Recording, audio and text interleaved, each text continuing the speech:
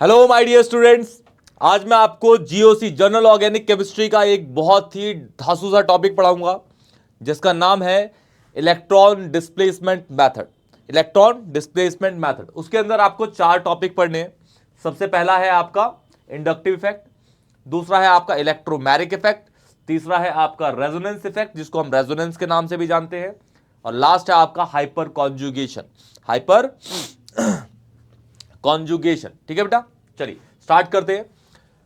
बहुत इजीली समझा दूंगा, ध्यान सुनिएगा बेटा। और इसके प्रीवियस लेक्चर जैसे homolytic heterolytic fission, types of organic reaction, सारी की सारी मैंने अपलोड कर रखी है। आइसोमर सब कुछ अपलोड कर रखा है, आप लोग जाके प्लेलिस्ट में चेक करिएगा बेटा। चलिए स्टार्ट करते हैं। यह है बेटा आपका हाइपर कॉन्जुगेशन, ठीक है। हाइपर कॉन्जुगेशन बेसिकली आपको क्या बताता है कि एक टर्म है कार्बोकेटाइन। कार्बोकेटाइन की स्टेबिलिटी बताता है कि कौन सा कार्बोकेटाइन ज्यादा स्टेबल है, कौन सा कार्बोकेटाइन कम स्टेबल है, ठीक है बेटा। तो ध्यान से सुनिएगा, ध्यान से बिल्कुल सुनिएगा, ध्यान से बिल्कुल।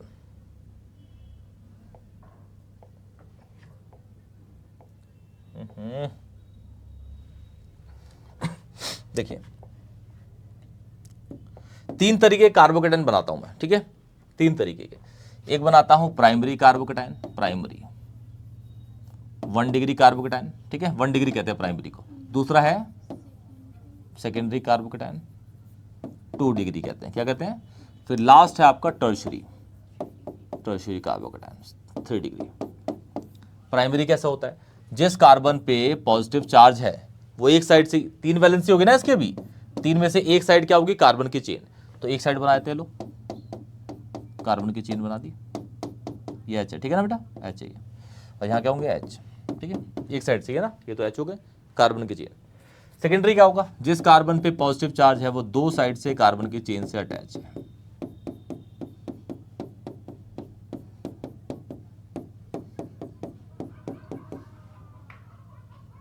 सेकेंडरी, ठीक है। टर्शरी क्या होगा, 2 साइड से है ना, देखो एक साइड ये हो गई, एक साइड ये हो गई, ठीक है। टर्शरी जिस कार्बन पे पॉजिटिव चार्ज है वो तीनों साइड से कार्बन की चेन से अटैच, तीनों।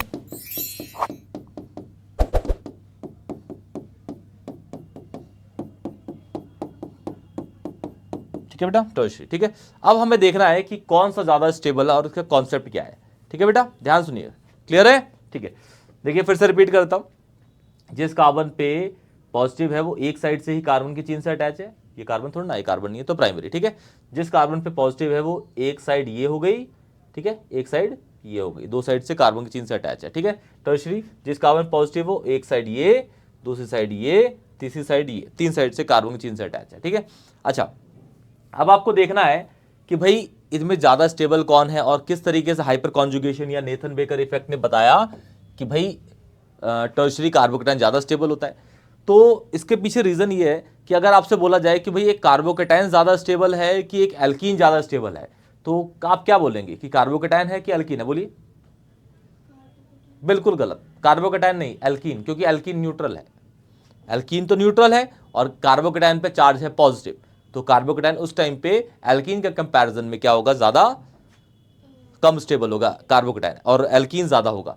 तो यहां पे सारे के सारे क्या है, कार्बोकेटाइन, सारे ये भी कार्बोकेटाइन है, कार्बोकेटाइन कार्बोकेटाइन। अब हमें चेक करना है कि भाई इसमें किस कार्बोकेटाइन पे ज्यादा पॉसिबिलिटी है, ज्यादा पॉसिबिलिटी है, किस कार्बोकेटाइन पे ज्यादा पॉसिबिलिटी है कार्बोकेटाइन से एल्कीन बॉन्ड बनने की। जिस कार्बोकेटाइन पे कार्बोकेटाइन से ज्यादा पॉसिबिलिटीज होंगी एल्कीन फॉर्म करने की, वो ज्यादा स्टेबल होगा। देखिए जैसे इसको देखते हैं ध्यान से, ये कार्बन पे पॉजिटिव है, तो अगर मैं इस कार्बन पे नेगेटिव लिया उसके बगल वाले कार्बन पे, तो इसके बीच में डबल बॉन्ड आ जाएगा, एल्कीन बन जाएगा। अब इस पे नेगेटिव चार्ज कब आ सकता है, जब इसका, इस पे 3 एच है ना, जब इसका ये वाला बॉन्ड टूट जाए और यहाँ पे नेगेटिव आ जाए और यहाँ पे क्या आ जाए, पॉजिटिव, ठीक है। ये नेगेटिव, यहाँ क्या आ जाए, नेगेटिव, तो यहाँ डबल बॉन्ड बन जाएगा। मतलब इस H के रिमूवल से भी बन सकता है यहाँ पे, और दूसरा इस वाले H के रिमूवल से भी यहाँ नेगेटिव आ सकता है। इन तीनों में से एक ही निकलेगा, तीनों नहीं निकालने, एक ही निकालना है। ये निकलेगा तो भी पॉजिटिव हो सकता है, या फिर ये वाला भी निकले तो भी, या फिर ये वाला निकले तो भी। तीनों चांसेस में यहाँ नेगेटिव होगा, नेगेटिव होगा तो यहाँ पे क्या बन जाएगा, डबल बॉन्ड। तो यहाँ पे कितने हाइपर स्ट्रक्चर है, 3 पॉसिबिलिटीज है। तो इसके हाइपर स्ट्रक्चर्स कितने हैं बेटा, हाइपर स्ट्रक्चर्स 3 हैं इसके, कितने हैं, 3 हाइपर स्ट्रक्चर है। कितने हैं? 3। इसको चेक करो, इसके पास 6 है। देखो इस कार्बन में पॉजिटिव है, तो इस वाले कार्बन को चेक करो, इसके बगल वाला, यहां पे नेगेटिव कैसे आ सकता है? ये H निकल जाए या फिर ये या फिर ये। 3 तो यहां से हो गए, 3 6। कितना हाइपर स्ट्रक्चर है? 6। तो यहां पे 6 हाइपर स्ट्रक्चर है, 6 हाइपर स्ट्रक्चर है। ठीक है, 6। यहां पे कितने हैं देखिए, इसमें पॉजिटिव है तो ये निकल जाए, ये यहां पे 9 हाइपर स्ट्रक्चर है, 9 हाइपर स्ट्रक्चर, 9 हाइपर स्ट्रक्चर। ठीक है, तो कौन ज्यादा स्टेबल होगा? टर्शियरी, क्योंकि इसके पास 9 हाइपर स्ट्रक्चर है। तो स्टेबिलिटी को इसी तरीके से बताया गया, कार्बोकेटाइन की स्टेबिलिटी ऑफ C प्लस किस तरीके से बताया गया कि भाई टर्शियरी ज्यादा स्टेबल है क्योंकि उसमें ज्यादा हाइपर है। किससे? सेकेंडरी से। सेकेंडरी पे 6 है और प्राइमरी पे 1 है। तो ये आपका हाइपर कॉन्जुगेशन को पढ़ने का तरीका है। क्लियर बेटा? कार्बोकेटाइन से अनसैचुरेटेड हाइड्रोकार्बन बना। देखिए किस तरीके से बता रखा है, हाइपर कॉन्जुगेशन इफेक्ट एक परमानेंट इफेक्ट है इन विच लोकलाइजेशन कौन सा हो रहा है? सिग्मा बॉन्ड टूट रहा है। कौन सा? कभी ये टूटेगा या फिर ये टूटेगा या फिर ये, सिग्मा टूटेगा। ठीक है ना? हाँ, पाई नहीं, पाई तो है ही नहीं, यहाँ पाई तो बनेगा।